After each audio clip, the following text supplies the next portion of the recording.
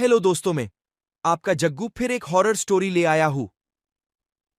कहानी शुरू करने से पहले आप हमारे चैनल हॉरर महफिल को लाइक एंड सब्सक्राइब करें।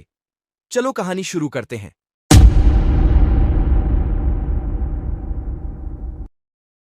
एक रोज एक कॉलेज ग्रुप पिकनिक के लिए मायानगर आया था। ग्रुप में सभी लोग खुश थे क्योंकि वह सभी अपने फाइनल ईयर के एग्जाम दे चुके थे।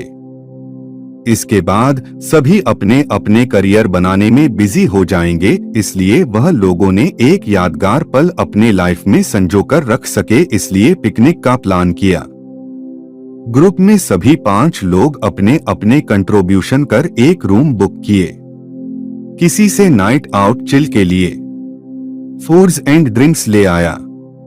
कुल 5 दिन का यह प्लान था। ग्रुप का हेड था रमेश।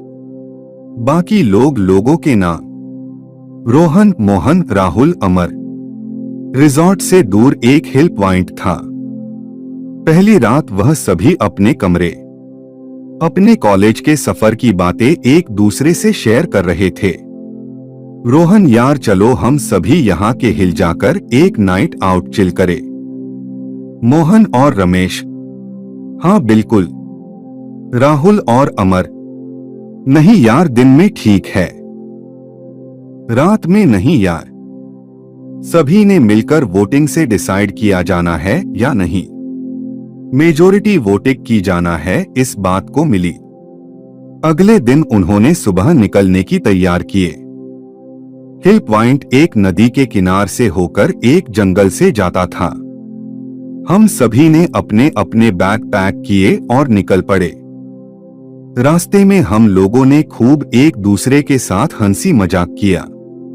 दोपहर को हम सभी नदी किनारे फिशिंग करके फिश पकड़े और रमेश, रोहन लकड़ी ले आए। मैं, राहुल और मोहन ने फिश कटिंग किए और फूड प्रिपरेशन में जुट गए।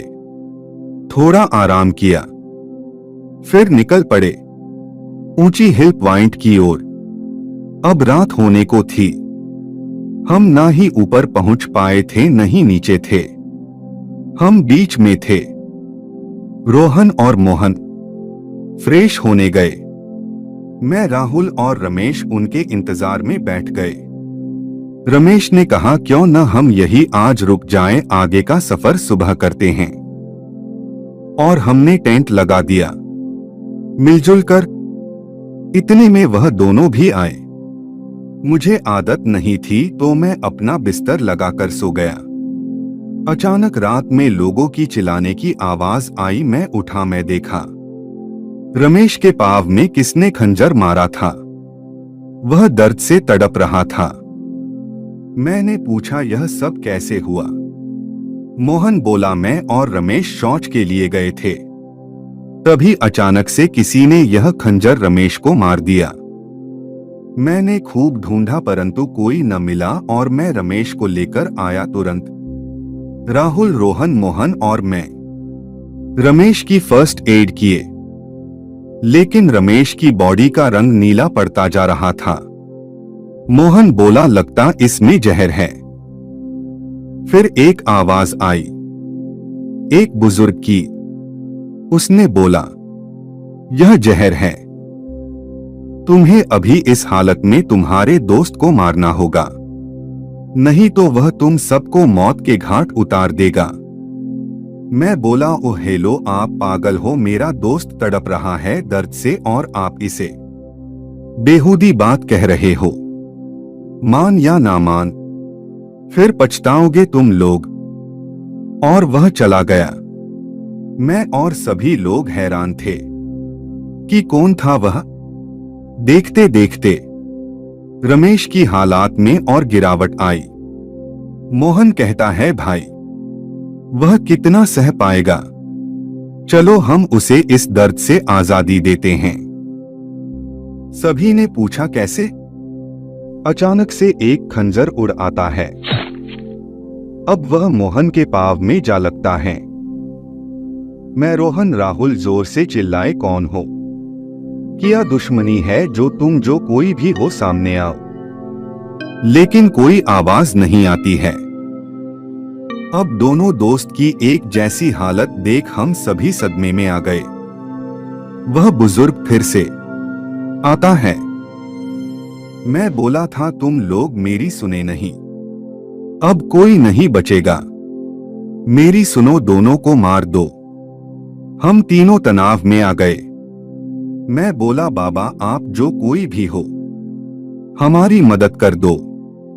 वादा है आपका उपकार नहीं भूलेंगे। मोहन कहता है हम जान ले लेते हैं।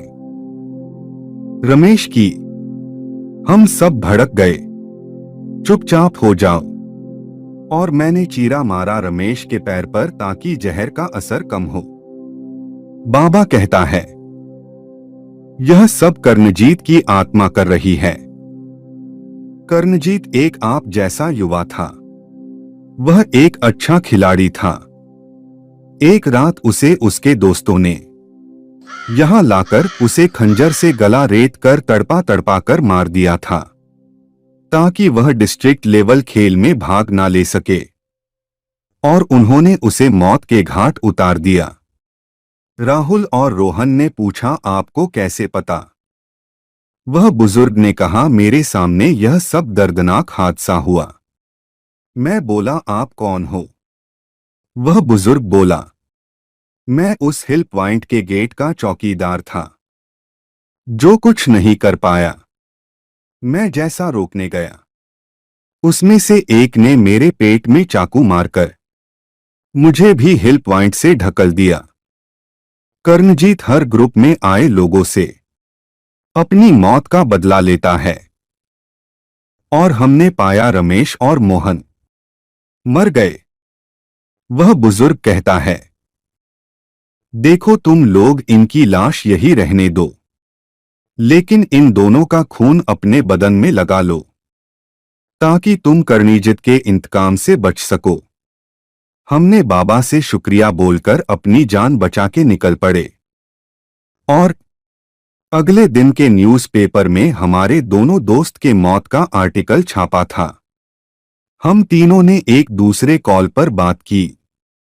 राहुल और रोहन ने बोला अमर, कर्णजीत के हत्यारे रमेश और मोहन ही थे। मैं जैसा उस बुजुर्ग ने बोला कर्णजीत के बारे में, वह सच था। वह इनके जूनियर कॉलेज का क्लासमेट था। उसके एफबी प्रोफाइल में दोनों की भी साथ की तस्वीर थी। उसने ठीक कुछ साल बाद अपने मौत के बदला लिया, वही खंजर से जिससे उसकी हत्या की थी। यह लोगों ने जिस खंजर में जहर था। इस तरह कहानी खूनी दस्तक, जहरीली खंजर की कहानी खत्म होती है।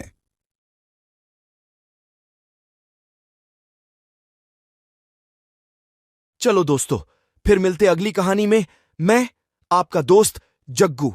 राइटर सिद्दीक की कहानी को ढेर सारे प्यार देने के लिए धन्यवाद।